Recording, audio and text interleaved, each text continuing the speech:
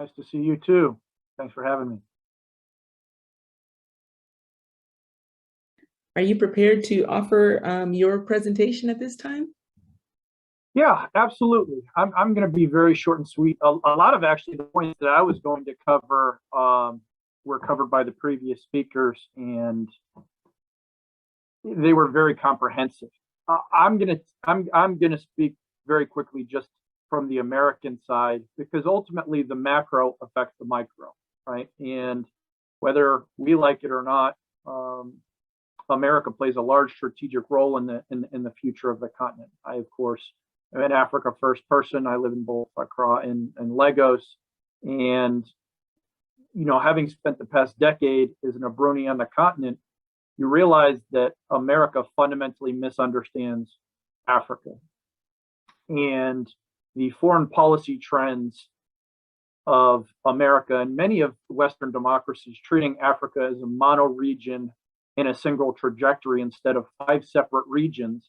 And within those regions, obviously, microcosms as nation states, and within those nation states, tribal ties. And within that, there's cultural ties and many other layers that you don't really see in Western democracies. Western democracies, their organizing principle is money. They'll tell you it's progress, but it's money. And in Africa, the reason I love the continent so much is because it's about community and it's about culture as an organizing principle. And because ultimately America fundamentally misunderstands Africa, Africa is misprioritized and it's misdiagnosed in the foreign policy agenda of the United States of America. And as a result of that, what you have is capital that is based in cowardice. Now, we do have some, European funds there. We do have some American funds there, but we're staring at a continent, and I think it was the vice president who mentioned it. We're staring at a continent that needs $10 trillion of investment in the next decade to leapfrog towards where it needs to be. 10 trillion with a T, not billion, not million, a T. And so, one of the things that Dr. Ken also mentioned was what we're looking at is systemic underemployment going forward. And if you layer a lot of the ways that larger American companies or European companies want to just throw technology, quote unquote, at the problem of Africa, well, what you're actually going to see is systemic unemployment forever, period.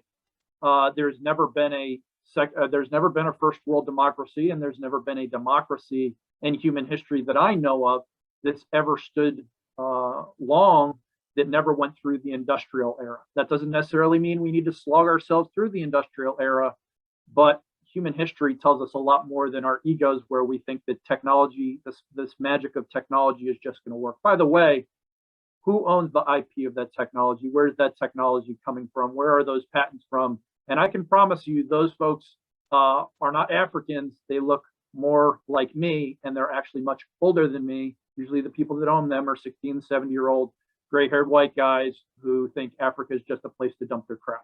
And I hate to be direct in saying that, but it's the truth. And I think we're all here because we have a shared vision. And words don't mean a lot anymore. As Dr. Ken said, we need action. I mean, all of us have been talking for the 10 years that it's not Africa rising anymore. Well, okay, what is it? Because in the world I'm in, where I'm trying to get private equity firms or the intel, defense, and security industries to understand what Africa and who Africa is, what the continent has the opportunity to do, which the long-term vision could be a transnational export network. The engagement with Africa is still very transactional. It is in no way strategic.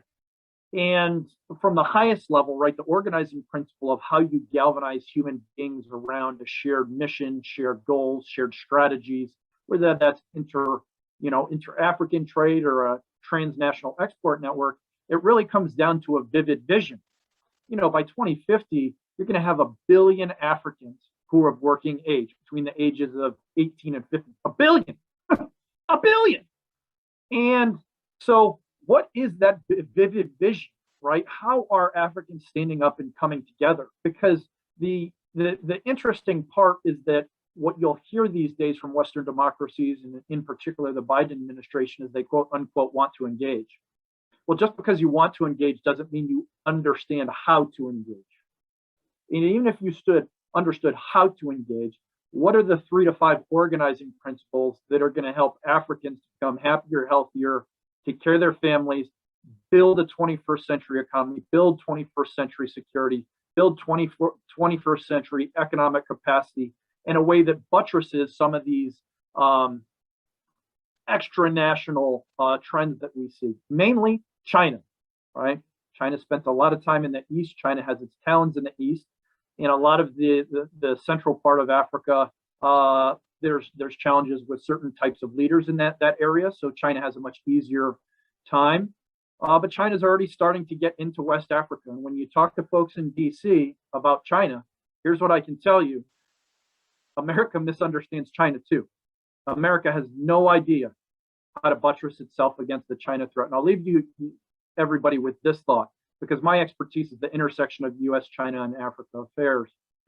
Right now, China is in the middle of transforming and contorting Africa into its hybrid military proxy warfare platform.